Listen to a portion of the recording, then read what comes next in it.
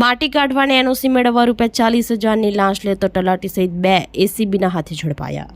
ફરિયાદીએ પોતાની જમીનમાંથી માટી કઢાવી અન્ય જગ્યાએ લઈ જવા માટે ગ્રામ પંચાયત કચેરીમાં એનઓસી મેળવવા અરજી કરેલ, જે અરજીના કામે એનઓસી તથા નકશો તેમજ પેઢીનામું કરી આપવાના અવેજ પેટે ફરિયાદી પાસે ચીખલીના તલાવચોરા ગ્રામ પંચાયત વર્ગ 3ના તલાટી કમ મંત્રી કમલેશ ધર્મેશભાઈ દેસાઈએ ₹40,000ની માંગણી કરી હતી, જે લાંચની રકમ ફરિયાદી આપવા માંગતા ન હોય એસીબીનો સંપર્ક કરી ફરિયાદ કરી હતી। જે ફરિયાદના આધારે લાંચના છટકાનું આયોજન કરતા તલાટી કમલેશ દેસાઈના કહેવાથી ગોકુળ બુધાભાઈ પટેલે ફરિયાદી પાસેથી લાંચની રકમ ₹40,000 સ્વીકારી બંને આરોપીઓ સ્થળ ઉપર જ રંગે હાથે ઝડપાઈ ગયા હતા।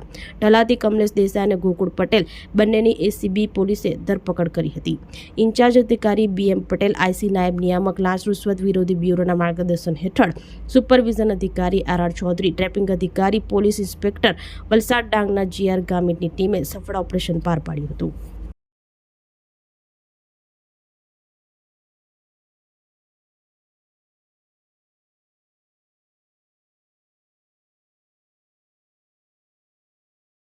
આપણી સંકલ્પ ન્યૂઝ ચેનલને સબસ્ક્રાઇબ અને લાઇક કરો, બેલ આઇકન દબાવો જેથી આવનાર ન્યૂઝ અપડેટ્સની નોટિફિકેશન આપના મોબાઈલ પર સૌથી પહેલા પહોંચે। Like, subscribe and share the video.